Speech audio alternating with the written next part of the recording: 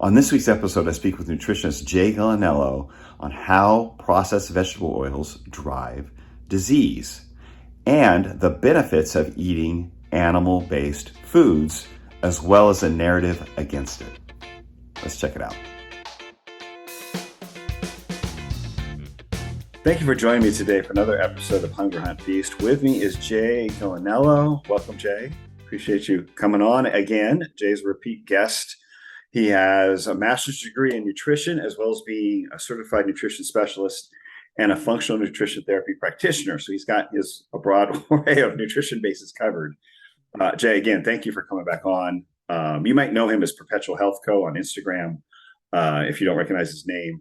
So always shares fantastic posts, and I had to have him back on because he's so much to share. We can't possibly pack it into one show, but we're gonna hit some highlights. So Jay, I appreciate you so much coming on. Oh man, it's a pleasure. I think the last time we did this, I was sitting in the hospital that I worked in when we were doing our first interview together. So it's nice to be in a more casual atmosphere this time. That's right. You were taking care of actually the people working at the hospital, right? I mean, you're consulting that with them. Yep. Doctors and nurses were my clients there. Yeah. Wow. Yeah. Well, I mean, that's a healthcare group. They definitely show signs of a need of nutrition because their source of nutrition information is a little flawed, a little lacking. But today, you and I have had a lot of private conversations about the effect of seed oils on linoleic acid concentrations. And I think that's one of the most realized by the public. I think those of us in the community realize it, but it's something over the last couple of years where I knew it was a threat from inflammatory standpoint, but I didn't realize the impact that it was having on health in general and really over the last 100 years or so, and really the last 50, if we're being real specific. That I think it might be, really one of the drivers of metabolic disease, mm-hmm. and even make us more vulnerable to sugar than we might have been without them, or more vulnerable to, just metabolic disease in general.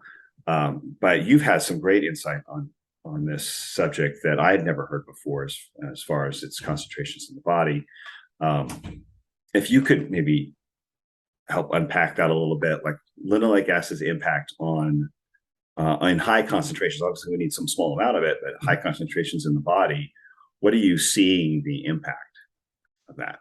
So that's, you hit on the point, right? We tend to it tends to be all or nothing in not just the nutrition world, but just human beings. If mm-hmm. a little of something is good, a lot must be better. That kind of a thing. And linoleic acid is considered an essential fatty acid, so we do need it in cell membranes. We do need it. It's very bioactive. But I think, again, you hit on the point that it's the concentration, the absolute values that have become so overgrown and overblown in our diet that is where the problems come. So just to give you an idea, a lot of people tell me, well, I don't cook with those oils. So they think that right. They're sort of free and clear. But when you realize that about 58% of calories that make up the American diet are ultra processed foods, and about 16% more come from moderately processed foods, many of which contain these seed oils like soybean oil, canola oil, safflower oil, you're looking at about 74% of calories that are being consumed that contain these oils. So mm-hmm. This is a dramatic change in the human diet, because in the early 1900s, you were getting most of your added fats, roughly 99%, from animal origin. And now, mm-hmm. as of 2010, you're looking at about 32% of total calories consumed coming from these seed oils. 32%. Wow. So that's, that's a huge issue, especially, and again, as you brought up, the half-life of linoleic acid. As best I can find, this tracks back to a study done in the 1960s that showed the half-life is about 680 days. So that's just shy of 2 years. Yeah. So you're right. It's not something that you can just consume one day and then say, you know what, I'm going to quit seed oils, and then by the weekend, I'm going to be seed oil free. You may not be consuming them in your mouth, but because fatty acids make up cell membrane structure, those things are incorporated into your very cells, and it's going to take quite a while to remove. And I know there's a paper that you quote quite often that showed adipose tissue linoleic acid concentrations have increased over the last half century by 136%. Yeah. So we are just drowning in these seed oils. And so, and you're saying it would take, just for clarity, you're saying it would take upwards close to 2 years for us to cut our seed oil concentration in our adipose tissue or in our cell membranes in half. So if we're at 21%, like the paper shows as an average, that was 14 years ago. Right. We could go from, say, 21% to approximately 10, 11%. Sure. Over the course of a 2-year period. Right. And then you have to go another half of that in another 2 years. So, I mean, to really get down to where we probably were, say, 120 years ago, you're talking about close to 4 years of without seed oils. Yeah, I think I remember, this was a very long time ago. I think I remember an interview that Chris Masterjohn was doing, and he just threw that out there. He thought it was something like 4 years. So he might have been referencing the same paper. I actually looked for that interview, but when sometimes you have those interviews that you just remember a piece of, and it would take forever to try to find it again. I don't even know where I listened to it, but that stuck out. Yeah, that stuck out to me. And when I came across the information again in that paper, I said, wow, okay, so there's something to this. We're really looking at years to be able to get these tissue levels down to a normal level. And so, and piggybacking on that, so tissue and LDL particle concentration are strongly correlated with dietary linoleic acid intake, right? And so because of its abundance in the LDL particle and its susceptibility to oxidative damage, that means that the more you consume linoleic acid in the form of seed oils, the greater you are in danger of having your LDL particle oxidized, which is slowly becoming understood as the real problematic form of LDL. It's not just native LDL that's dangerous. Once upon a time, we thought it was total cholesterol, then it was LDL. The narrative keeps shifting because they can't prove the hypothesis. And now it's oxidized LDL. But we know that linoleic acid is in high concentrations in LDL. So the more you consume through your diet, the more you're going to have in your LDL particle, and the more likely your LDL particle is to be oxidized. So that's uniquely problematic from a lipid standpoint. Correct. Yeah. If what I understanding is any kind of LDL in the plaque that gets caught up in plaque is generally oxidized. Right. It's a small, dense oxidized stuff. The healthy, fluffy LDL that's full of nutrients that we need all of our body, including natural, healthy cholesterol, it just bounces on by and goes where it's supposed to. It gets picked up by the cells. It's the oxidized stuff that doesn't get recognized, stays in our circulation longer, ends up getting stuck in some sort of inflammatory, crack, fissure, or just settles in and creates that inflammatory process as part of the inflammatory part of the plaque and foam cell process.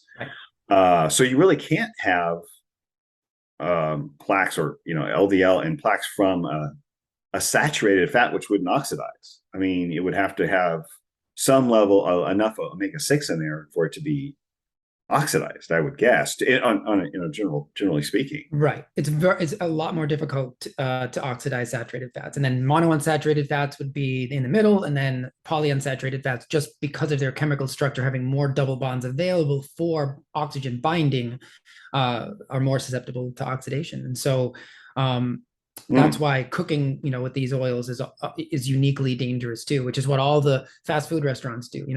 McDonald's used to cook their fries in tallow.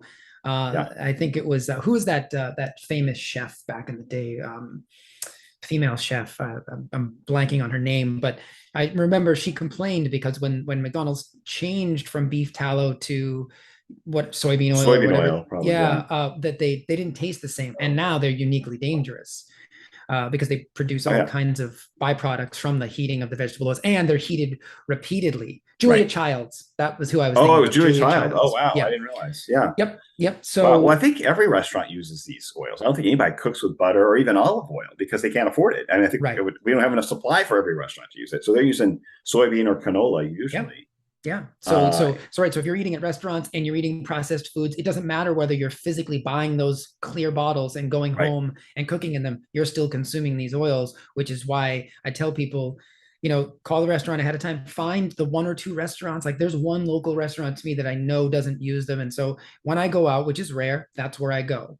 Or I get dishes that I know aren't, maybe they're grilled. And so they're not going to be fried in that kind of oil, because they're not they're not without risk. People, it's the whole thing about chronic toxins and acute toxins, right? You Mm, smoke a cigarette and you don't fall over dead, right? right. It's a chronic toxin. So I don't understand why we can't apply that same understanding to seed oils. Yeah, you're not going to drop over dead by having some canola oil, but over time it's uniquely damaging. And we can go into some of the damaging effects. I try to pull some interesting research, and actually this is pretty cool. Just maybe less than 24 hours ago, I found another paper describing a mechanism of inflammation, because I don't know if you've seen this, and I was going to bring this up to you because I know that you're very focused on linoleic acid, as you should be. There have been a lot of influencers, my favorite word, talking about how linoleic acid and these vegetable oils or seed oils are not inflammatory. That there's research out there showing that they're not inflammatory and they're not problematic. And some of these people are MDs. They have Wow. 250,000 followers. And so this is just a little story I'll tell you. This is how I do what I do, right? So this person, somebody sent me this post, and they said, well, they're saying that seed oils aren't inflammatory. So I said, okay, I'm not going to listen. I'm not going to read the post and take it for gospel. I'm going to go and find the reference. I'm going to go read the study. So I read the Mm, study, and sure enough, in that particular study, in that cohort, by measure of, I think it was high sensitivity C-reactive protein they were using as a marker. It might uh, have been something else, but so it was not in that cohort. The seed oil was not inflammatory. So I said, okay, let's break this down and figure this out. However, in that same paper, which I thought was funny, they did say that the seed oils uniquely contributed to oxidative stress. So it's like, okay, I mean, I don't want either. So I don't think I would hitch my wagon to seed oils are perfectly healthy to consume. Yes, they cause oxidative stress, which is terrible. But no, they don't happen to cause inflammation in this particular cohort. To which I would say, how long did you follow the cohort? What was the omega-6 to right. omega-3 balance in that cohort? So many confounding variables to simply say something that is admitted to cause oxidative stress in this cohort doesn't cause inflammation. Therefore, it's totally benign and you should just consume it at will. It says heart healthy on it. You should trust that. I think that's a little naive, but so I found this paper that last night that may explain why linoleic acid shows up in some studies as not being inflammatory, and in other Mm, studies as being inflammatory. And it turns out that there may be a genetic component as to why linoleic acid is inflammatory for some people. mm, So there's a specific gene called FADS1, okay. and that encodes for a very specific enzyme called delta 5 desaturase. And this enzyme is involved in the cascade that takes linoleic acid to arachidonic acid. And from Mm, arachidonic acid, it then can turn into inflammatory mediators. So they took these two groups of people and they genotyped their FADS1 gene. I can't remember which of the two genotypes, but they basically put them into these two categories. And they found that linoleic acid was inflammatory in one specific genotype that I believe had an accelerated activity of this enzyme. So it's converting more linoleic acid into arachidonic acid and causing more inflammation. And in the other cohort, they didn't show any high sensitivity C-reactive protein inflammatory markers to the seed oil. So this may be another confounding variable that we're not taking into account, that some people are just not as susceptible to that inflammation in that mm, pathway. So when we look at a study, if they haven't genotyped these people to figure out what their FADS1 is doing, then maybe they wouldn't show inflammation. That doesn't mean that this oil is not dangerous in other ways, as we'll get into, but it does mean that they may not show inflammatory markers. So I thought that was fascinating. I haven't been able to dig deeper into the paper because I just ran out of time, and I found it and I thought, sure. Zane's gonna love this. This is super Yeah. cool because it shows the bioindividuality and how we have to be careful of that when we're looking at studies. Well, I would even look at age on that, because it's like, how long have you been eating foods that contain high concentrations of this oil? Right. So depending on how you were raised, if Mhm. you were raised with a lot of home cooking versus you were raised with TV dinners and a lot of processed food because your parents were very busy, you didn't have that going on. So, or you just, that's what you did in college. You were just eating this. I mean, most people did in college because there's no other source for it. But I mean, I did. how long is it? Yeah. I mean, how long does it take to get that concentration level in your body? Yes, there's some individuality, but it's like for some people at 15%, maybe you've got increased inflammation as far as the concentration goes. I don't think, like you said, it's not an acute to look at something in an acute state. You eat this, does it cause enough inflammation to show up on the way we measure? We are measuring inflammation in this particular study with a C-reactive protein, or just show toxicity. I see someone quote something about toxicity report. It doesn't show toxicity on a level that is showing. It's like, okay, they're not pouring oil down their throat, right, and looking for toxicity.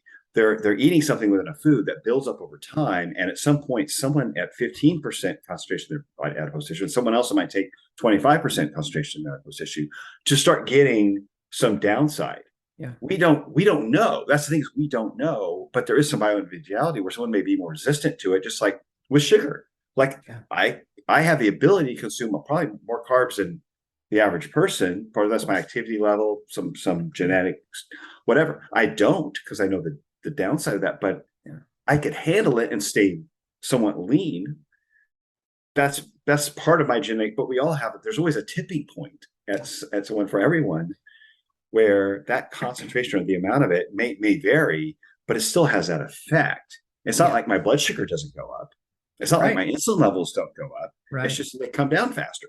So, or I have more insulin sensitivity, but that's fine. But at some point, I can outdo that. I can over leverage that to a point that my body can't keep up with it, especially over time with age. We're very different at 25 than we are at 50. And so I just, that, like you said, there's so many confounding variables with that. There's so many possibilities that could affect what they're looking at, how they're rating it, and then the population that's from one study to the next. If you're looking at middle-aged people versus college-age people, so I not to push back on the study too much, but it's like, you can't pull out one study like that when there's abundance of studies showing a direct link from a disease to linoleic acid, not just oxidized LDL, but cancer suppression, insulin resistance, low testosterone, linked directly to linoleic concentrations of linoleic acid is present, or part of non-alcoholic fatty liver is linked to the generation of it. Yeah. And it's like, okay, well, this little chemical is present when these diseases are being formed or are generating in the body, and it's too hard to ignore. Yeah. Whereas if you go back 120 years before we had these in our diet, everybody ate bread. Everybody was eating wheat with gluten in it. They may not have glyphosate on it, but they were eating wheat.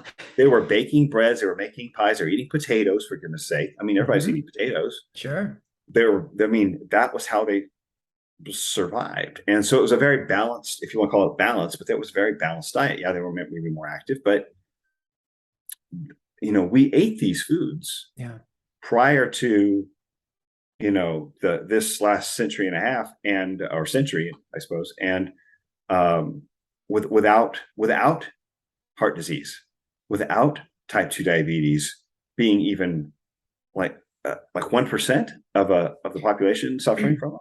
I mean, obesity. The first recorded heart attack, I think, was 1912 in the medical literature. So that's not that long ago. So you have to then look at what has changed in the environment. And yes. And your point is spot on when it comes to glyphosate. Again, I was actually going to bring that up. It's the perfect example of something that the story is that it's not dangerous to humans because we don't possess the enzymatic pathway that glyphosate interrupts. But there are, that's a whole podcast in and of itself, that our gut bacteria certainly does, and the plants that are being, that glyphosate is being applied to, that their nutritional value is going to change for that. So you can say it's not directly toxic to humans. And somebody just sent me again the other day a study from someone who's saying, glyphosate's not dangerous. And I don't have enough time to go through all the ways that's it's not being thought of in a correct manner. They're looking at it in, like you said, in terms of black and white. It either does or does not cause toxicity in this acute phase. And there are so many more factors. And when we get into, I know you want to talk about the food matrix, there's a beautiful quote from a paper just published last year about the food matrix that sort of talks about this. But I don't want to leave linoleic acid quite yet, because to your point about carbohydrates and insulin resistance, right? So it also seems that omega-6 is uniquely fattening. So it can promote fat storage greater than saturated fats or omega-3s, which is crazy because that's not what we're told. We're told saturated fat clogs your drain, it clogs your arteries, it makes you fat. Saturated fat is bad, right? Right. But there was this great little study done on humans where they basically took an isocaloric diet, and the only difference in the diet, so the carbohydrates, fats, and proteins were all the same. The only difference was the types of fats. So one was a high saturated fat diet, one was a high omega-6 diet, and the other was a high omega-3 diet. And what they did at the end was they did a fasting insulin, and then at the end of the diet, 25 days, they did a fasting insulin, and they did a 2-hour postprandial insulin. And they found that the saturated fatty acid diet had the least insulin spike. The omega-3 had the next, and the omega-6 was worse. Not only was it the highest absolute value of insulin, but the range from fasted to postprandial also had the largest gap. So your insulin levels overall basal are being raised, but they're also having a larger excursion. They didn't measure blood glucose in this study, but with insulin going up significantly higher, the only reason for that would be an increase in blood sugar. So this may be the reason also why omega-6 is in that higher quantity, which they were never intended to be, because you can't get that in nature. That's what I'm trying to tell people. Saturated fats you can find in abundance in nature. Even omega-3s if you're eating a lot of fish. Omega-6 is hard to get in its natural form from nuts and seeds, in the quantities that we're consuming it now. So that's another variable that I don't think people are making the connection to. So it seems that omega-6s are uniquely fattening even outside of carbohydrates or anything else. So we may have a real problem on our hands because of just that one factor. Well, I mean, what do squirrels use them for?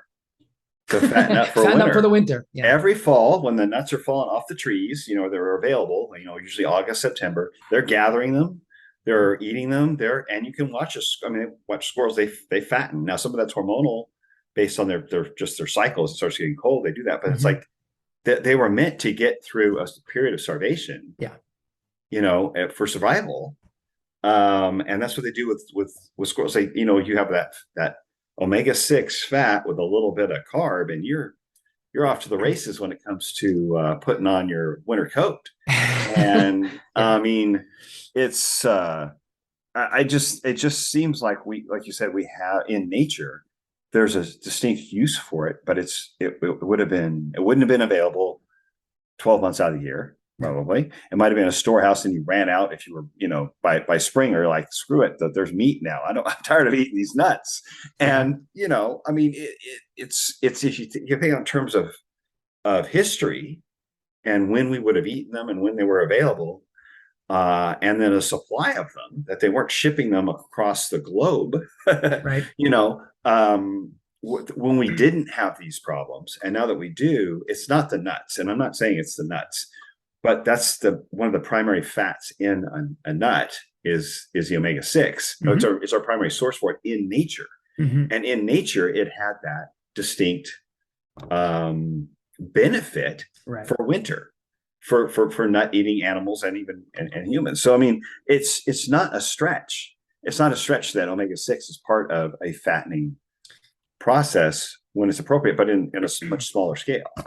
Yeah, and that, I have a bias too. I'll tell people all the time, man-made foods, and I say this every time I get interviewed and anytime I give a talk, man-made foods are guilty until proven innocent. They have to bear the burden of being proven to be healthy. I'm not going to assume they're healthy by virtue of what a food laboratory telling me, or even worse, the manufacturer telling me that they're healthy. Absolutely not. Right, exactly. Please.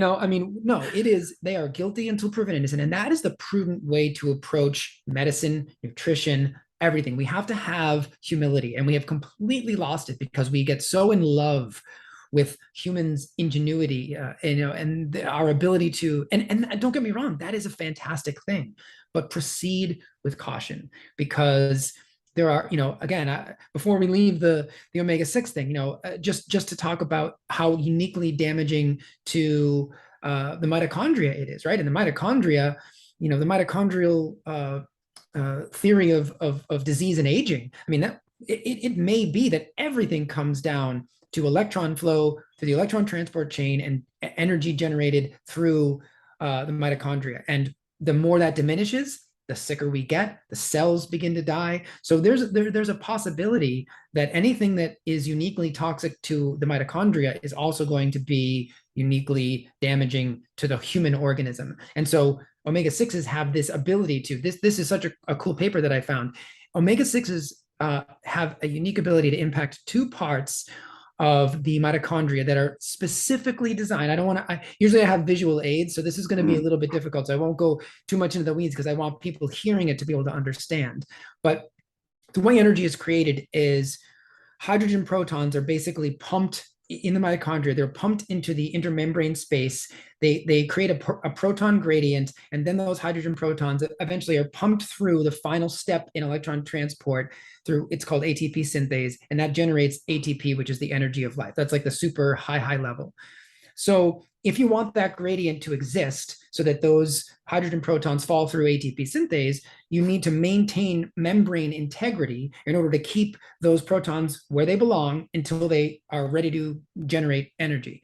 So what omega-6s do is they damage something called the cardiolipin, which is a very unique phospholipid on the inner mitochondrial membrane. But they also cause an opening in what's called the mitochondrial permeability transition pore. So both of these units are designed to help maintain that proper gradient so that energy production can be efficient. So when you have omega-6s damaging these two critical pieces of the mitochondrial membrane, you have wasted energy, and you have no energy being created. You have proton leakage, and you have the beginnings of cellular damage. And so this has been shown in rat studies where cardiac output in as little as 4 weeks was diminished by, I think, a 32% reduction in cardiac output on rats put on a high omega-6 diet. And that was specifically because of mitochondrial damage. Wow. So, and that's rats, but still the mechanism, it may happen quicker in rats. It may take longer to happen to us, but look at heart disease is still the #1 killer, despite the fact that statins are a $1 trillion industry. Right. Right. Because the paradigm is wrong. The lowering cholesterol is not stopping heart disease. So we have to get off that and start to look at the underpinnings of what may be driving this disease. And I think it starts at the mitochondria, and it starts at electron flow. And if you've got something that is uniquely damaging to that, I think that's where you need to hone in when it comes to therapies. Okay, now I want to make sure I help translate this a little bit. Sure. Because I know Kate Shanahan has made this argument a few years ago, and she didn't explain it to that detail with the cardiolipid affecting the mitochondrial membrane, but the effect on the cardiolipin in the mitochondrial membrane. But she basically said that if you compare saturated fat or monounsaturated fat energy output from the mitochondria, let's say saturated fat's at like the standard 100%, energy in, energy out, you get the same amount. Monounsaturated was actually a little bit more energy because it essentially kind of broke the chain in two at the with that missing the monounsaturated, the one unsaturated spot, the double bond, and created two saturated fats, which processed quicker. So you had higher energy output. Okay. Omega-6 fat actually had was at 50 or 60% of the energy output of a saturated fat. So that's what she's shown, and she's tried to diagram that. She didn't explain it to the detail, but that was her theory going back a few years, or not theory, but what she was trying to explain was there's less energy because of the damage to the mitochondria. And I think we don't metabolize these fats well. There's less energy output from the mitochondria in processing any polyunsaturated fat. Omega-3s was actually even lower than that. I think 25% compared to the energy output from saturated fat. And so I assume that would be, I guess, parallel, or would be somewhat, would it be a different way of explaining, or a simpler way of explaining what you just explained as far as cardiac output or affecting energy output? So it's possible. I would love to. I'm a huge fan of Kate Shanahan, and I've read her book Deep Nutrition, which was fantastic. And so I would love to see that. If it was a talk that she gave, I would love to see how she's approaching that, because it may be related. And it may be dual function. So it may be the actual energy gained from the carbon chain in fatty acids, as well as the If the Ah, diet is too high in omega-6, it may also be damaging the membrane layer, which is causing a decrease in energy output. So it may be multifactorial, but the overarching point is the same: is the more omega-6, the less energy you're going to have right. produced. So I would love to take a look at that, because that would be another way to solidify the concept that I have in my head as to how uniquely damaging omega-6 is. So if you can send me that, I would love to check it out. Well, her point was, with less energy, you're going to have being put out through fat oxidation. Mhm. You're going to have a greater need for. So you're taking in this food, Mhm. fat. You're putting out half as much energy. So your brain's going, well, wait a minute. Why don't we have enough energy? And Mm. let's ramp up hunger. Let's ramp up. So, basically creating insulin resistance because you've got an elevation of glucose, Ah. a need for glucose. So And so either it's going so to trigger hunger or trigger the liver to release more sugar. Meanwhile, the brain's trying to tell, right. the liver shut down. We've got fat. The pancreas is putting out insulin, so it should stop the flow of sugar from the Hmm. liver, but it's ignoring the pancreas. And so Interesting. now we've got insulin resistance because you've got the liver ignoring the pancreas signal releasing insulin to shut Right. off sugar. Meanwhile, you're low energy, lethargic, your brain's not getting enough glucose. That was kind of her way of explaining the cycle. And it's Yeah. probably a little oversimplified as far as like it's surface level. Yeah. But if you think about you're eating, let's say you're eating, you're taking in this fat and you're not getting the energy from it that your cell would normally Right. expect. How is your hypothalamus going to respond? Right. Is it going to is it going to put the is it going to crank up the need for more energy somewhere? Is it going to crank up the drive for more energy? Is it going to make you hungrier? Right. Is it going to lower your personal is it going to make you lethargic? And it could also drive cravings for glucose, for sugar, because it's I would imagine that it would want to rely more heavily on glycolysis, because the beta oxidation, which is the process by which fats are used for energy, would be tamped down. So I could see that. And then if the body is relying too much on glycolysis constantly over time, that creates, Right. as you said, more insulin resistance. Yeah, that's a really interesting. It's funny because I wasn't approaching it that way. I was approaching it just from the direct damage. But when you look at it from a systems point of view, the same problem generates the same problem of too high a level of omega-6 generates the same downstream condition, just maybe in a variety of mechanisms. So that's Mm. that's super interesting. Now I have something to look at after this. Yeah, it's on her website. So and a Oh, couple of okay. pages Yeah. on it. Yeah, And then she's great. She's great. it was the fats fat switch. I think Oh, that was her okay. book. But it explained it somewhat. But that she's got a diagram on her site on her blog. Oh, But it okay. was to me. I mean, I've heard the cardiolipin also mention the damage to that and the actual mitochondrial damage, which she does not overlook. Right. But in other words, there's more than one way for these high concentrations of omega-6 to cause damage and effectively impair us metabolically. Yeah, and we didn't even talk about, the thing that most people know about, which is the omega-6 to omega-3 ratio. Right. I found several papers that showed. I put just a quick little bullet point together from this paper because I thought it was so fascinating. So in the news today, you'll hear a lot about fertility. That could be a problem in the coming years. And it turns out that omega-3 concentrations in sperm were significantly higher. The omega-6 to 3 ratio was found higher in infertile men.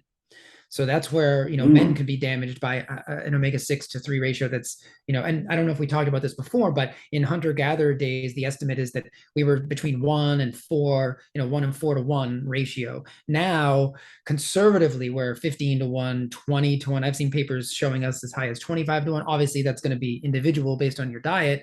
Right. But so a 4 to 1 ratio was associated with a 70% decrease in total mortality. So bringing that level down to hunter-gatherer days showed a 70% decrease in total mortality. A ratio of 2 or 3 to 1 suppressed inflammation in rheumatoid arthritis patients. Bringing the in asthmatics, bringing the level from 10 to 1 down to 5 to 1 had better beneficial effects and less adverse reactions. And then when you bring it all the way down to 2.5 to 1, there was a reduced cell proliferation in patients with colorectal cancer. So that omega-6 to 3 ratio, I know a lot of people hear about that, but that's just some statistics from one paper on the different diseases and the disease states and how those are mitigated by altering that omega-6 to 3 ratio, which, as we just spoke about earlier, it takes time to do. But yeah. I tell people, look, if you're thriving and you're doing great and you don't have a bump or a nick or a scratch and you want to pretend that these seed oils are fine, that's fine. But most people, especially as they age, they do develop some chronic thing or whatever, and they may not necessarily associate it with diet, but this is something that you could try for a certain period of time and see if it starts to change things. And I fully believe that it's worth it based on the evidence, but I don't think it's something that people should overlook, that omega-6 to 3 ratio. And it's pretty easy to test. You can do a finger prick test and you can get that, and it's not very expensive, but it's worth doing. I've done it in the past. I think my ratio was 4 to 1. I did it like I think it was like 2018 or 2019. I did it, and I was a 4 to 1, and I was pissed because I wanted it down to 1 to 1. But that's just me being competitive. Not in this world. You'd have to. Yeah. I don't know where you'd have to live to do that. Maybe on like an island somewhere. But I mean, that'd be hard to do. But 4 to 1's amazing. Yeah, I'm impressed with 4 to 1. I was very happy. I mean, but then again, I tell people I work pretty diligently. Like I don't eat out at restaurants. I look at the back of every single food. I'll give you a quick little story. I bought one time I was buying myself a treat, and this will teach me to do that. I bought this bag of organic grain-free granola that was made in Vermont. I was in Vermont. I was visiting. It was made with like raw maple syrup and like organic nuts and seeds and chunks of ginger. And I was like, oh, this is cool. It'll be super sweet to me, but it'll be a nice little treat. And I read the back of the package. Everything seemed fine. And I must have mistook sunflower seeds for sunflower seed oil. Oh. And so I'm eating, the package, and like the next day I get up and I'm having a handful, and I look at the back of the package and it's got sunflower oil, and I was depressed for like at least a week. No, it wasn't a week, but that just goes to show you, even people who are diligent about it can make a mistake. It's so true. It's in everything. It's pervasive. It's everywhere, right? And that same company actually makes versions of it without. So when I went back to the store, I was able to find a really good one that didn't have it. So even within the same company, right? That's another good tip. Even within the same brand, depending on the flavor, you may or may not have these omega-6 seed oils. So you've just got to get used to it. I tell people, like, the wrist turn, get used to the wrist turn. So when you go and grab something off the shelf at the supermarket, always turn it around, because that's the business end of the label. The front means nothing. They can tell you it's gonna make you see unicorns. I don't care. I want to know what's on the back. That's all that really matters. They paid a lot of money for that heart healthy label. They sure did. It didn't, but it doesn't actually mean anything. So let me ask you this, just more in a day-to-day kind of, like, you're looking at oils or fats that you use. Where do you draw the line on linoleic acid concentration? Because obviously we're looking at the seed oils. They're looking anywhere from 30 to 70% omega-6. Coconut oil is like 2%, tallow and butter 3% omega-6. You get into like lard, olive oil, avocado oil, you're in the 9 to 14% range. Yeah. And like, what about this oil? I get constantly, what about this? Constant questions about which oils. And it's like, what's your risk ratio? I mean, what are you willing to trade off to be able to use olive oil, or how often you use it? Or because that's at 9% lard. If it's pastured, might be around 8 or 9, but it might be, if it's just typical, like non-hydrogenated lard, even, that could be 11 to 14, just like. Sure. I have a chart, actually, of course I do, right, on my refrigerator. It has like every oil and its breakdown of fatty acid composition. So of course you do. Yeah, of course I do. I probably need therapy. But I'm envious, actually. I do too, but I want it. But I'll tell you, I try to keep it really simple. I cook mostly in butter, tallow, lard, coconut oil. That is 99% of the time. And depending on the dish, I will use olive oil for like some light sauteing or as like as a garnish or something. Those are pretty. I don't even use avocado oil. I'll eat an avocado. but Yeah. I won't use avocado oil. So I just keep it real simple. And honestly, that's a way easier way of living. I mean, why do you want to overcomplicate this? It's not like many of those oils have a distinct taste, unless you're talking about, like, say you're making an Asian dish and you want to use sesame oil or Right. peanut oil. And I will make allowances for that. But again, it's because I am maniacal about those polyunsaturated fatty acids in general. I only get them from whole food sources, like if I eat salmon or if I eat mackerel, but other Mm. than that, I'm barely ever getting them in oils, because again, it's the concentration. Those oils, you're going to get such a dose that just would not normally be had in a food.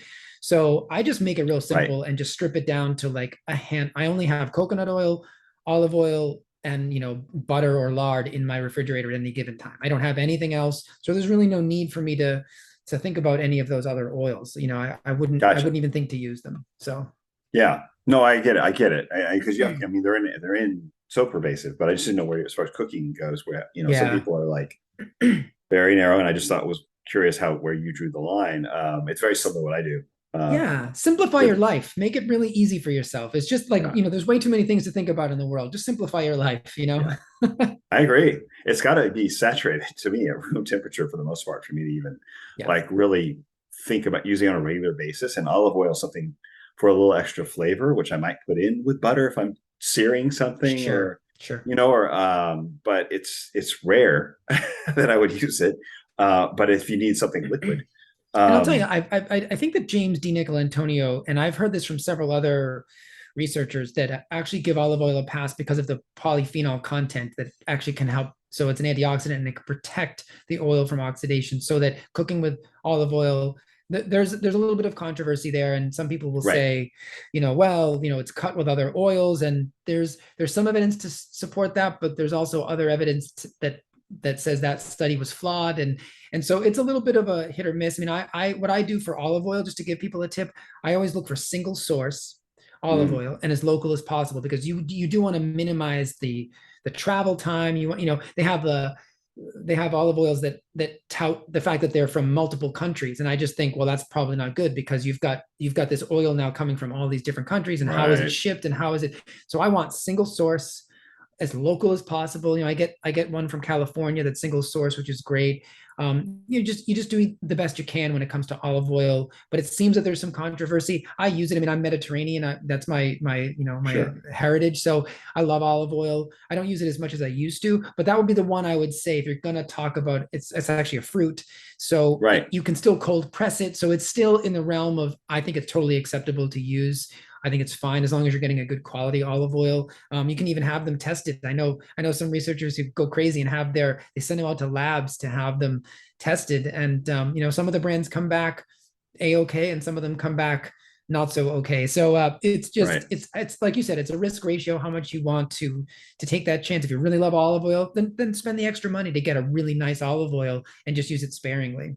Yes, exactly. Yeah, there's some great ones out there that just the flavor is outstanding and the acidity level is really If low. it hits the polyphenol content, if it hits the back, like the roof of your mouth and the back of your throat, that's how one of my professors, she had us actually olive oil taste testing in one of my classes in school, and we took all these different olive oils, and the ones that had the highest polyphenolic content were the ones that like bit you in the back of the throat after you swallowed it. She's like, that's how Mm, you know it's a good olive oil. So she didn't back that up with evidence. She just said it, but she was a professor that that I makes trusted. So sense. That would yeah, be, I guess, something that was yeah, still somewhat had some life to it, as yeah, opposed to being completely rancid and right, yeah, and right, dull. I mean, if it's yeah, dull, it's probably pretty yeah, rancid. yeah. Um, Interesting. Wow.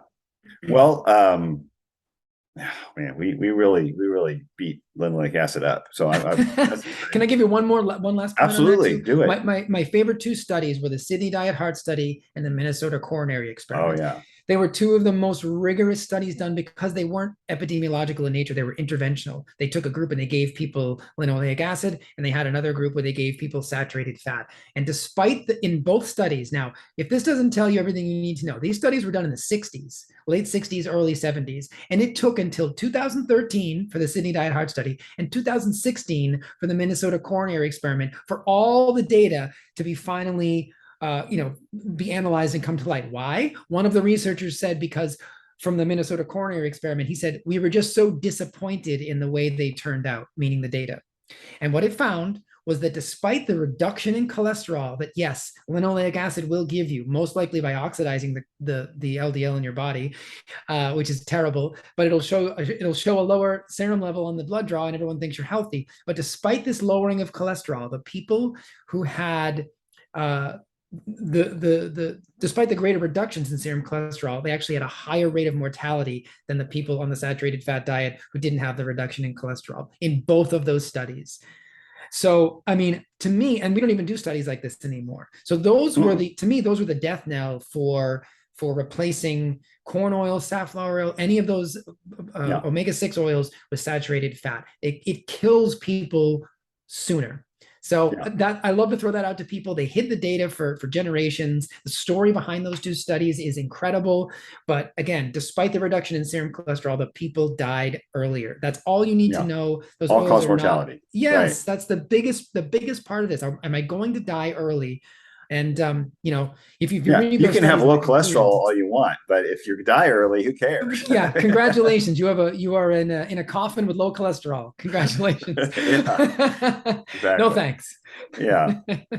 So we beat it to death. You're right. And I just beat it a little bit further. No, I appreciate it, because I've been talking about it nonstop, and it's great to have more input on it, because it just can't be driven home enough, and it is so overlooked. It's so underreported, and like you said, it's not even acknowledged by your typical nutritionist. It's not even discussed by nutritionists, certainly not by doctors, and they're not even aware of it.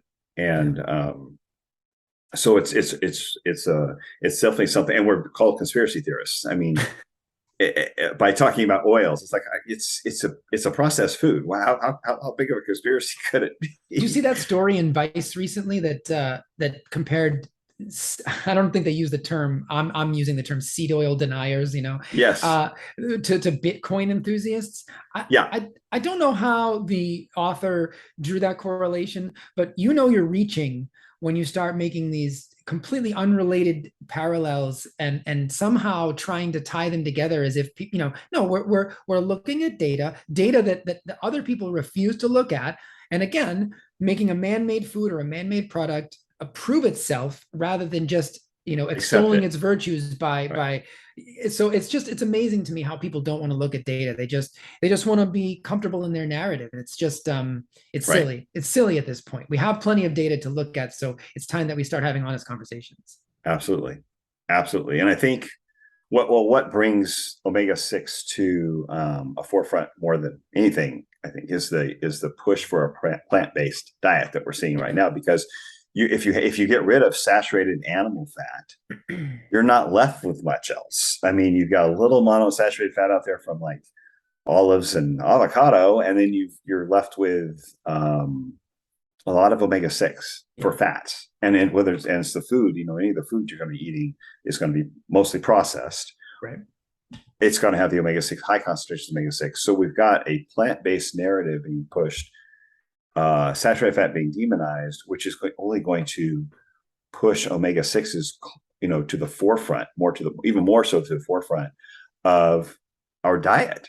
Yeah. If this is followed, because people can't survive on raw fruit and vegetables without any kind of fat coming into the picture. If they're living on nuts, and I mean, even still, you couldn't survive on that. And that we're nutrient deficient, completely inadequate protein. I mean, diet. Protein malnutrition is in the world. I was reading a paper recently on this. Protein malnutrition is the greatest cause of immunodeficiency on the planet, because protein is not just structural. It is the component of our immune system. It is the component of receptors on cells. Protein is everything. Fat and carbohydrate, we can argue, but protein is everything. So if you're eschewing protein for some misguided health reason or planetary environmental reason, I question the validity of the scientific claims. We can have a debate about the climate those things are, but from a purely human nutrition standpoint, which is my area of expertise, right, there is no debate. I mean, even just looking at whey and soy protein, I remember reading a study recently. A group was given after resistance training was given the same amount of whey protein or the same amount of soy protein isolate, and soy protein isolate was found to blunt testosterone post resistance training. That's bad. And it was also found to and whey protein was actually found to beneficially affect cortisol levels. And the authors concluded that, the type of protein matters, even though soy is technically a complete protein. So, we always talk about it's the amino acid profile that matters, and it does. But even with a complete protein, the source matters, and there is nothing comparable to animal-based protein. We are designed as humans, I hate to say it, to consume animal-based protein. That's just the way it is biochemically. So we have to be able to, that has to be the starting point. And then we need to, if we want to make arguments around that, but that is a non-negotiable factor. We have a ton of evidence to support that soy protein, even though it's a complete protein, is not accepted the same way in the body as animal-based whey protein is. Correct. And then you just get into animal foods with like B12, for instance, and the benefit for mental issues, iron, retinol. I mean, there's just, you said, you start with proteins being like, okay, this is the big picture, what everyone's already talking about and concerned with, and they're completely misguided in the way they're looking at it. Sure. But then in a micronutrient sense, which a lot of people don't realize what a benefit animal foods are in terms of micronutrients. They think of fruits and vegetables purely as their micronutrient source, or some little tablet of some sort, or a mix, or a green, or a powder. And instead of thinking about there's nutrients within the fat and within the collagen, within the meat of animal foods that are far more bioavailable, and with other nutrients that make them more bioavailable, and within the food matrix of an animal, within animal food, which makes them easier to absorb. Yeah. And I think, so for those that aren't familiar with what the food matrix is, I found this really cool paper from just last year, from 2021, that really just kind of, the beauty of this is that you can see the researchers kind of explaining, they know what they don't know. And that's one of my favorite sayings, right? And I think that's, you see me a lot in the things that I write. I love the word humility, because for me, the more I learn, ironically enough, it's like the Dunning-Kruger curve. The more I learn, the less competent I feel, because the doors open and I'm like, oh my, that's frustrating, isn't it? It's so frustrating. There's so much more to know. So there is something to be said for the ignorant bliss of some people, because they have such a limited knowledge. And I'm not meaning this to be degrading, but if you don't have a lot of knowledge, you literally don't know what you don't know. Yeah. So this is beautiful. The food matrix from this paper, it says it can be defined as the nutrient and non-nutrient component of foods, and most importantly, their molecular relationship to each other. So it's how these things interact. Nutrients are seldom present in free form, but are incorporated into larger molecules or embedded in granules or specific compartments. So this brings me to this one thing we were talking a little bit offline. This paper highlighted something that I had never heard of before, called meat factor. And love it. Love the sound of it. It sounds great. It sounds delicious. So meat factor is, so in addition to the more bioavailable version of iron, heme iron that would come from meat, meat also contains something they say is some unidentified factor. Now, I mean, how cool is this, right? Like, we think of meat as, oh, it's protein, it's some fat, and it's some carbohydrate. And even if some people say, oh yeah, but it also has micronutrients. Sure, it's got B vitamins, but it's also got undefined factors that actually help increase iron absorption from other foods. So it's doing something by virtue of being in its whole food form. When mixed with other foods, it's doing something to actually help the body improve absorption of iron. I think that's just fascinating. And it's also why we can't take the pharmaceutical approach to nutrition science, where the pharmaceutical approach is you take an isolated compound that has an effect on one enzyme, and we can compare it to somebody who doesn't take that compound and see what the effects are. When we try to isolate nutrients from food, we fail, because we are now removing the entire food matrix from the equation. And so that's why you could say, okay, so taking this little piece of meat, and look, it raises this level of inflammatory marker and this level of that, and therefore meat's bad for you. But that's also why whole food forms of meat tend not to show those same results. And there's no other way to describe it, that we just don't fully understand what comprises food, these unidentified factors, even as late as 2021. So when I read that stuff, again, it gets me very depressed, because I think I'm never going to learn everything that I need to know. But it's okay when you just sort of step back and go, it's okay not to know that stuff. Nobody knows that stuff. We may never fully understand that stuff. And that nutrition science has to, in my opinion, reinvent itself a little bit in order to help further the field and stop looking at things the way the pharmaceutical industry does, because that's not the way to approach nutrition science. No, because we don't eat that way. Right. We don't eat that way. We eat ideally a piece of food. We're not trying to get all our nutrients from individual pills, unless you're on a plant-based diet. But we eat in terms, if you simplify it or go back 120 years and look at how the diet was simplified, and realize, okay, if that's how you'll study it this way, study it without the things we've added to it. Instead of, as I was looking in a whole food form, without the things we have put in the diet over the last 100 years or so, 120 years, there's a study.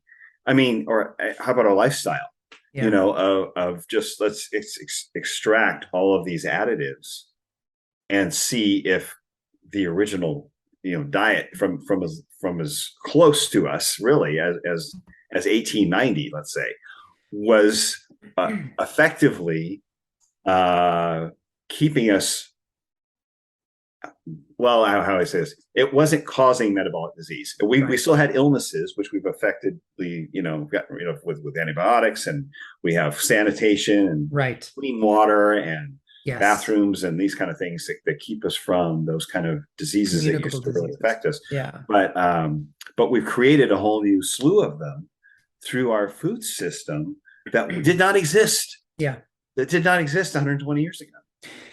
And no, it's non-communicable versus communicable diseases and autoimmune diseases. Now it's the hygiene hypothesis that we've cleaned up things to a certain level, and it's great. But now we are going so far in the other direction that we're starting to create, for instance, we didn't even know about the microbiome.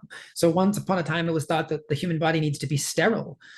We know that's not true. We know we have a microbiome everywhere: a breast microbiome, a mouth microbiome, an armpit microbiome. There's literally a microbiome everywhere. We are covered, and internally and externally, with beneficial bacteria.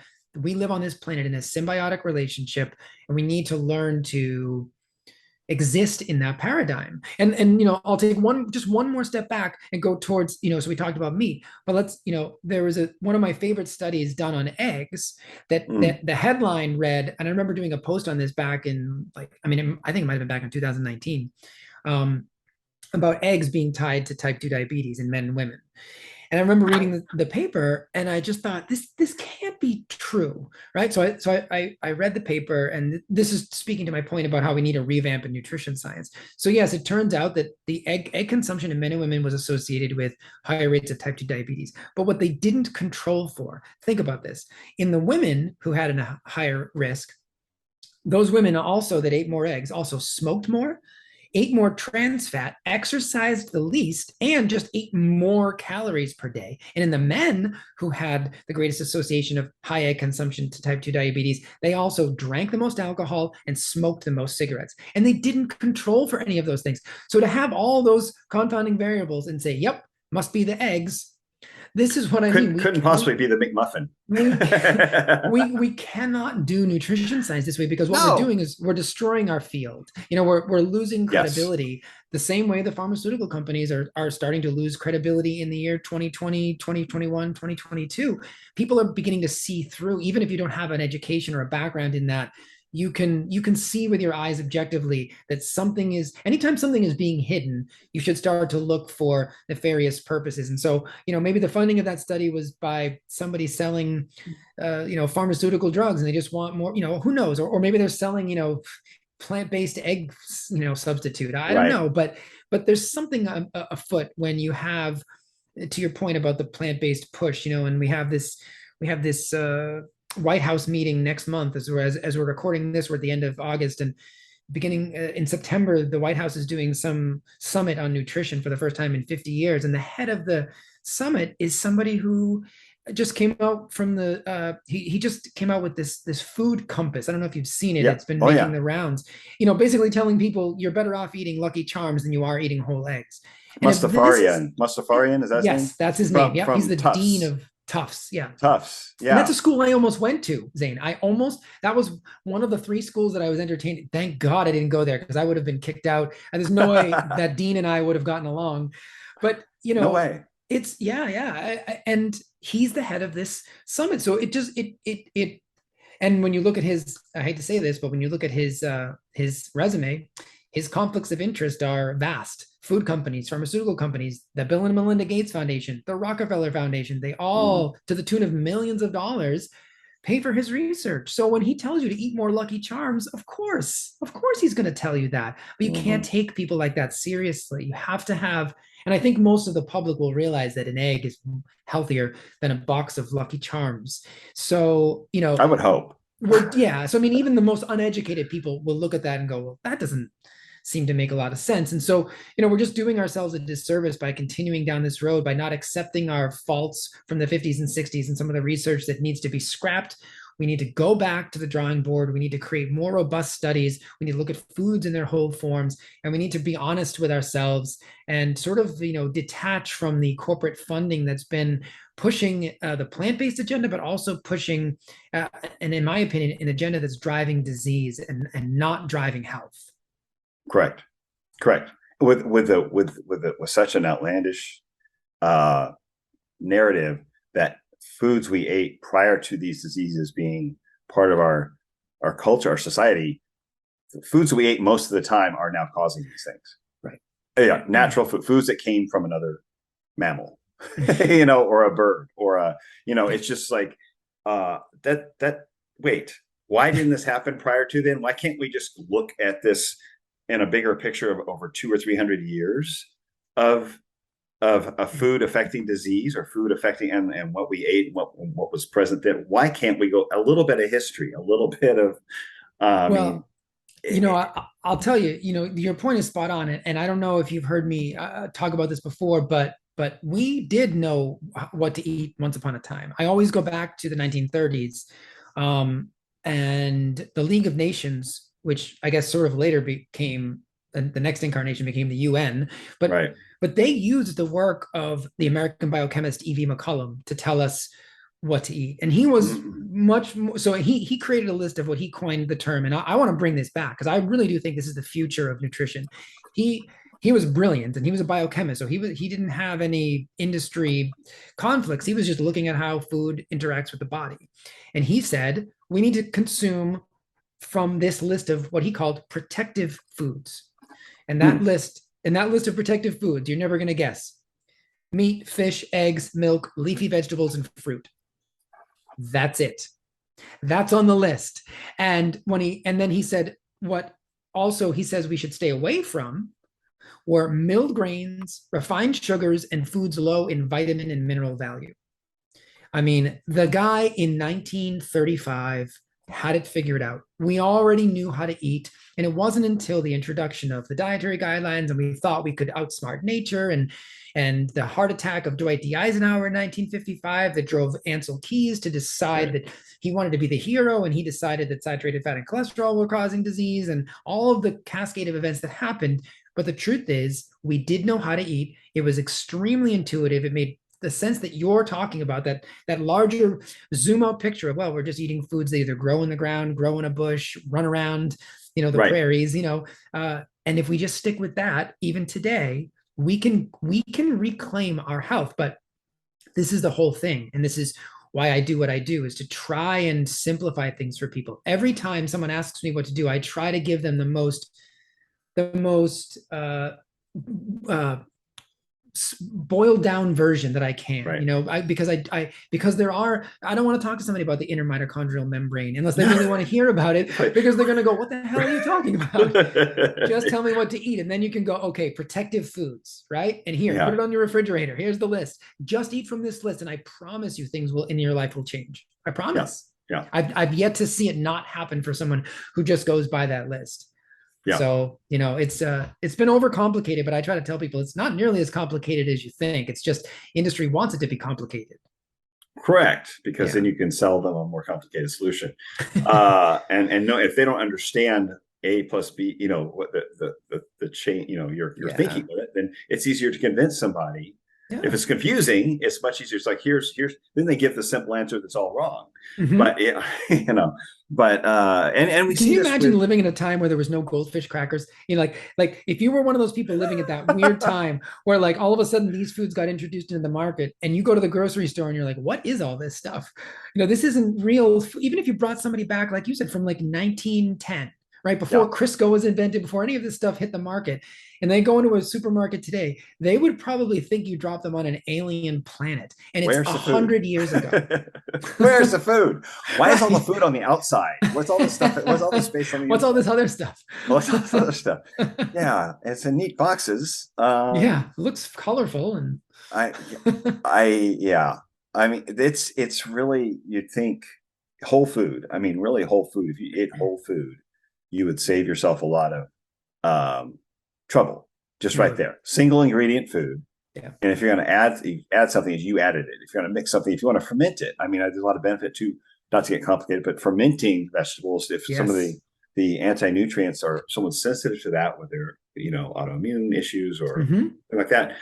I mean, other older cultures used to ferment the greens and the other plant foods, Yes. kimchi and things like Hmm. that, and to deactivate the nutrients and just to they probably didn't realize it because we weren't aware of the biome, but think about the bacteria they're adding into their microbiome to make it healthier Absolutely. digestion. It's like, okay, they did something. They didn't even understand the biochemistry of it, but they understand the practicality of it, the effect of raw versus raw veggie, raw leaf, raw Right. whatever, cruciferous Hmm. versus a ferment. When you ferment it, when we let it Hmm. sit in something and build some bacteria around it, it's a lot easier to digest. We get much more health benefits, and uh, that's not a that shouldn't be such a foreign concept. People were No. jarring and canning things in the United States not that long ago. People No.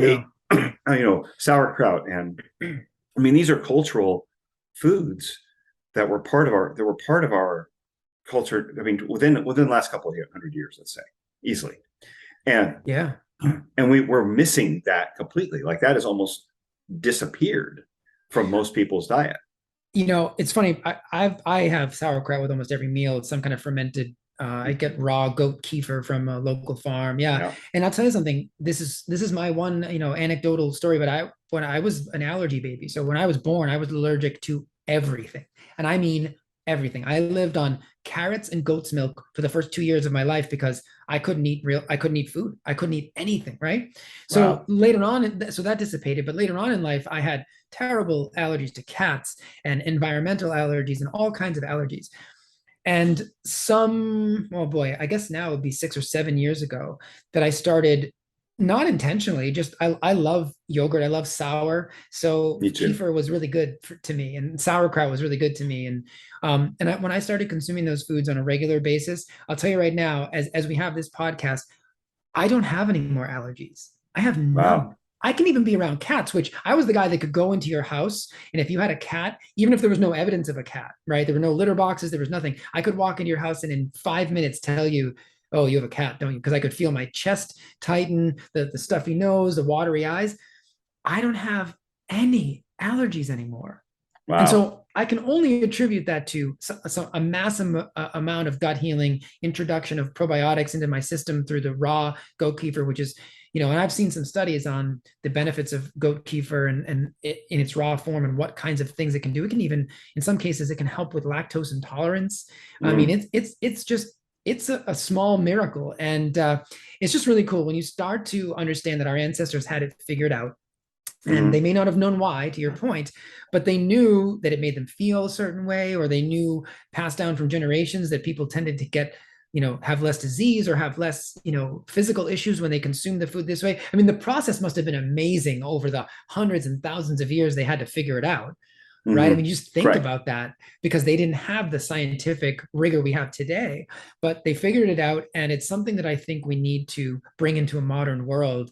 And like I said, from my own experience, it has changed my life in terms of allergies. And Zane, I haven't been sick either since I remember the last time I was sick, which was December or January of, so December of 2019, January 2021, I had this like just mild little cold, but that was, now we're going on what, that's almost 3 years ago. Yeah. I haven't even had a cold. And Wow. again, it is fully attributed to my diet. I there's nothing else. I worked in a hospital. I worked in a hospital in New York City. That's right. insane. Yeah. I can't even walk into one without, I feel the germs. I know. And I never took, I'm not one of those, I'm just one of those people. I never was into the masks. I never took precautions. I wore masks when I was forced to wear one, but other than that, I never wore one. I'm not a hypochondriac. I don't obsessively wash my hands, and I wash my hands at the appropriate times, let's just say. Right. But other than that, no, I don't. And you know, and really to your point earlier, the hygiene hypothesis is always fascinating to me, is that we have become so obsessed with purity that we have lost our connection to the symbiotic relationship we are supposed to have with viruses and bacteria. Yes, we have a virome as well. We have to live in concert with these microorganisms, and it's not a war, it's not against, it's with. And until we understand that, I think we're going to be stuck in this paradigm, and it's only to our detriment in the long run. Absolutely. And and say war, we're in a cultural war, it seems like, with these choices, with being able to make food choice. We see this happening in the Netherlands with the farmers there. We see it happening, just messaging from WHO, WTO, United Nations. I mean, and just overall narrative of reducing meat consumption, and it's like, well, what's going to replace it? Well, we know what's going to replace it. You know, it's processed food, you know, and we've seen the products come out in the forefront lately, and they're failing. But when we see celebrities eating crickets on social media as an alternative protein source that someone who can buy meat would choose, as opposed to meat. Meanwhile, like you said, there's a protein deficiency worldwide. There are people all over the world who might eat crickets out of necessity. They'd much prefer some red meat. And we're selling this like it's a good thing. We're selling this like we're it's like building acceptance, you know, building, you know, an acceptance of this is normal, this is okay, this is a good outcome. Oh, it tastes just the same, right? Leaving out the nutrition that's missing. I mean, we at a time we could choose, and we all want to be able to choose. It's not like I'm telling someone you're a bad person if you don't understand or agree with me. You get to choose, but I just want to make an educated choice about the nutrient quality of your food and what you want your outcomes to be for yourself. That's all this is about, not mandating it, not you know, codifying it. And yet that's what we see, it seems, where the direction we're headed on the other side. And you've spoken about as well. Yeah, and there is a psychological aspect in that. You know, we probably don't have the time to go too deeply into this, but I'll tell you that right now, you know, the World Health Organization just hired a woman by the name of Professor Susan Michie, and she is the chair of she's on the World Health Organization's Technical Advisory Group on Behavioral Insights. Yeah, so this just happened, and I want to give you a headline. This is not my assertion about her. She does happen to be an admitted communist. That's her admission. But this headline from the Daily Mail just the other day, it's great. Communist British scientist dubbed Stalin's nanny, who wanted face masks and social distancing forever, is given top job at World Health Organization. Way to sell it. And yeah, right. And I just and you know, I don't like to read too much, you know, on it when I do interviews, but when you there's a paper that I think that some people should, you know, that I think that everybody should go read. It is from the journal Nutrients in 2018. I created an entire PowerPoint presentation for the retreat on this paper. This is how important I think it is. It is called, the title is Selected Psychological Aspects of Meat Consumption. And selected psychological aspects of meat consumption. And basically, you know, I pulled just a few quotes, but basically they're saying Western culture is deeply, you know, meat eating is deeply entrenched in Western culture. And so, you know, what are we going to do about that? And they say things like this: convincing people to make changes in their diet is not a simple task. one of the solutions may be the use of new technologies and media. So basically, you think about all the anti-meat messaging, right? They also say things like the easier the food is to identify and the closer it is to familiar foods, the easier it will be to accept and the greater the likelihood of inclusion in the diet. So you look at like all the fake meat burgers, right? Make fake foods look real. That's the only argument you ever hear is how much it tastes or how much it looks like meat. Never the conversation about the nutritional value or, meat factor or any of these other things that it will never be able to contain. And then you get to some of the really scary stuff, which is, so this is the last one that I'll read to you, is although the contemporary human is considered mainly as an outcome of psychosocial processes, the evolutionary roots of humanity should not be forgotten. These may involve a desire for meat. So without properly addressing these deep psychological needs, we are not going to shape a more sustainable profile of human consumption and nutrition. Therefore, research involving human behavior should become a more integral part of nutrition science. So I wrote, that's basically trick them into eating a suboptimal diet for the greater good. And then why is that relevant? I just told you that they have the World Health Organization who tells you that meat is a class 1 human carcinogen, same as glyphosate. Has just hired somebody to head the technical advisory group on behavioral insights. So if you can't connect those dots and understand that they are trying to psychologically manipulate people into not consuming meat, I don't know what to tell you, but that's why I feel compelled to do this stuff and not just the biochemistry, because, like I said, I think I said to you offline, I thought I was just getting a degree in human nutrition and biochemistry. And I was gonna nerd out on this stuff. And it was real black and white. It was real simple. It was just, this works or it doesn't work. And what I've realized is that I'm thrust into this political movement because there are people who understand that when you control food, you control people. And all I want, like you just said, is for people to make an informed decision, make whatever choice they want. But I want at all costs is to preserve the freedom to make that choice, and I won't settle for anything less. So that's where I'm coming from. That's why I do the political and the food politics outside of just talking about mitochondria, because there may come a time where we don't have the ability to eat meat and discuss meat factor, because I'm only allowed meat once a month based on my carbon footprint or based on my my health IQ score on my health app, that, who knows what kind of crazy granularity they're trying to force people into. And I just resist that kind of stuff. I think people need to have the freedom to choose what they want to do. And my job is to give them the most accurate information as I see it. Absolutely. Well, it sounds like they're trying to program people away from an ancestral diet. It's basically what they said. In a nutshell, ancestrally they ate meat. We're trying to move them away from what they had eaten, for thousands, for a millennia. Let's just say that. Let's just from forever. And let's move them. Let's change their concept so they eat something else. Right.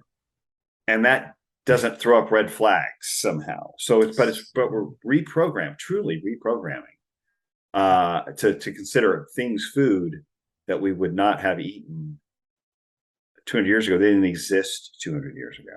Some of them, but we have to be reprogrammed into accepting those as food. It's normalization. That's the if you look at we won't go down this rabbit hole, but if you look at there was a journalist who defected from the Soviet Union in the 1980s, and he basically sort of gave away the playbook on what he called ideological subversion. And the final phase in ideological subversion is normalization.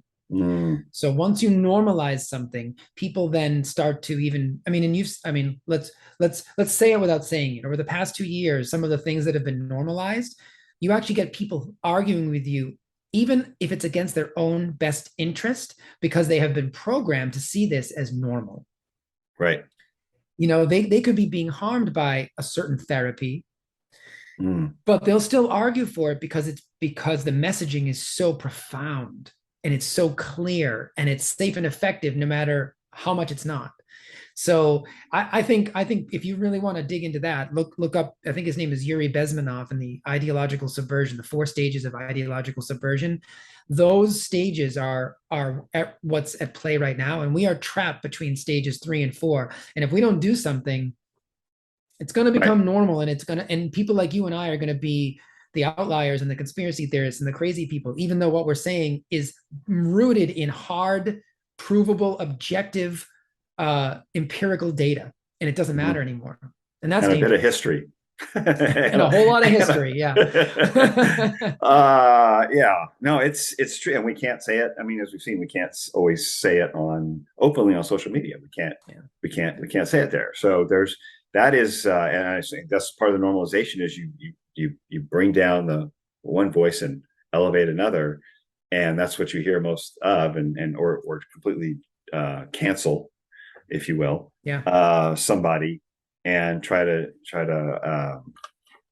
and basically affect their popular opinion around that as a person, attack their character, attack them as a human, and then so it's pretty evident. I think if you're paying attention, what's happening, and as much as we don't hear it always acknowledged, I think hopefully most of the populace is seeing it for what it is. Although, like you said, we do see people continue to argue for things that harm them.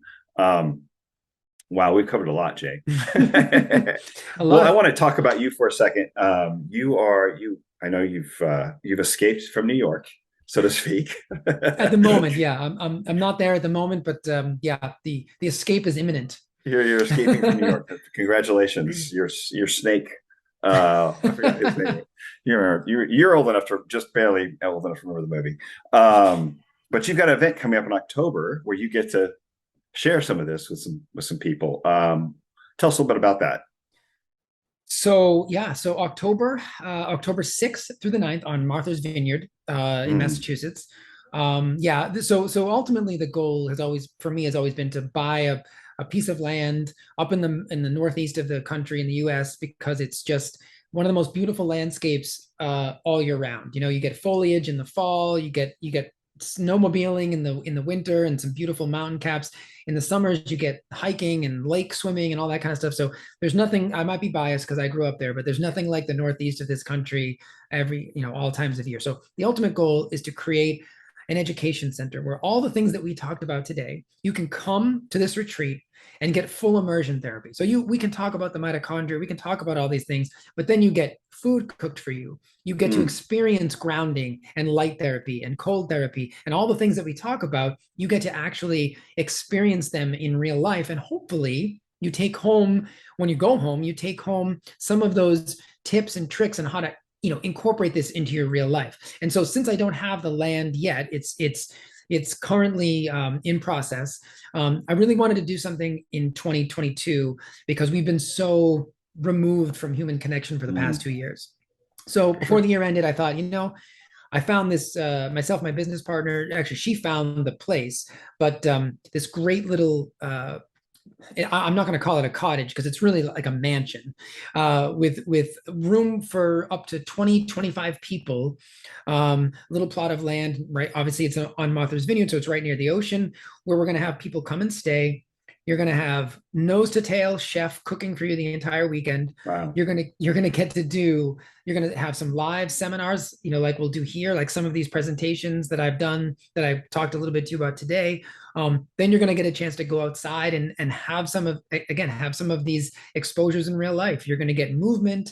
You're going to get sauna therapy. You're going to get cold therapy if you choose to. I'm not making anybody Right. jump in an ice tank, but you're going to get the opportunity to experience all these things with a group of people from all different levels of education. There'll be some people there who know a lot of this stuff, and then there'll be some people who just know that they need to make a change. And so we're really catering the curriculum to all levels. So there is no age limit, there is no education limit. I don't care how much you know or how much you don't know. I promise you're going to walk away with some kind of useful information, and it's going to be a beautiful opportunity to spend a few days in a beautiful place with some people that just have like minds. And on Saturday night, it's like Thursday night through Sunday morning. On Saturday night, we're going to do sort of maybe a little, I'm also a musician, so I might bring my guitar. We might do some hanging out and playing and singing and just some, a little, maybe even like watch a movie together. We're just really trying to create this beautiful community of people. And yeah, it's gonna be a great time. And I hope that people can come up and have the experience. It's gonna be unique because we're probably never gonna do it at this place again. Ultimately, it's gonna be in the woods in New Hampshire, but this Martha's Vineyard idea was just a unique chance to do it before the year ended. So it'll be the beginning of October. Gotcha. That's amazing. So people can find info on that at perpetualhealthco.com. Correct? No, so perpetualhealth.co is the Oh, website. .co. Okay. Yep. I tried to keep it the same as my handle on Instagram. So if you go to Instagram, it's Perpetual Health CO, and in the link tree is the website. But if you want to go directly to the website, it's perpetualhealth.co, and it's right on the landing page. You just click more information, and you can sign everything, sign up right through there. And we have somebody talking about circadian biology, and we're doing light therapy, and yeah, it's gonna be really cool. We're gonna try to cover primal movement. I mean, I'm probably not even remembering all the things, and you should see the chef's menu. It's just outrageous. It's going to be some fun paleo desserts and some creative things, and just some, it's not, you're not going to be eating raw liver all weekend. We're really trying to, again, make it fun for all. So if you want to have some paleo pancakes with raw maple syrup, you'll be able to do that too. There'll just be a little bit of everything for people to really kind of enjoy themselves. So that's awesome. That sounds amazing. Yeah. Wow. It should be fun. Wow. That's awesome. Well, and as you just mentioned, people can find you on Instagram. We are quite active and always sharing your insight on a lot of these studies you mentioned at Perpetual Health Co.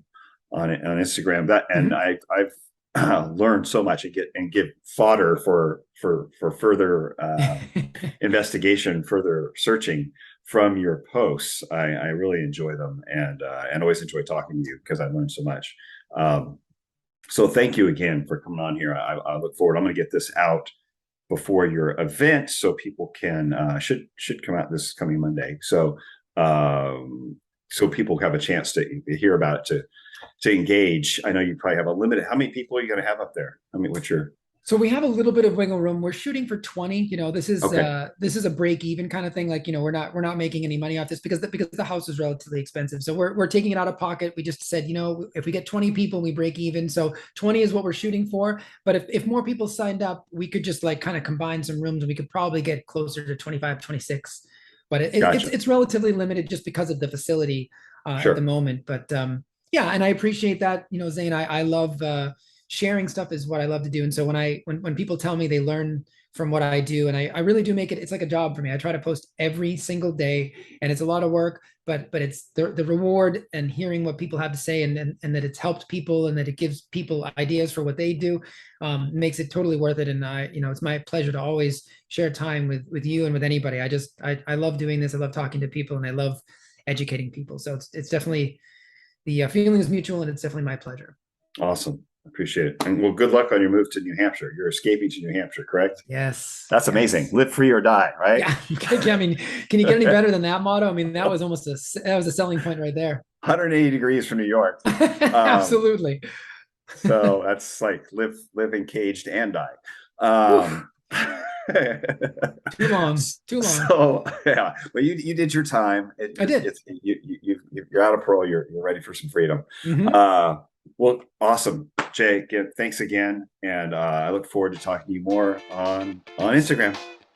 Take care.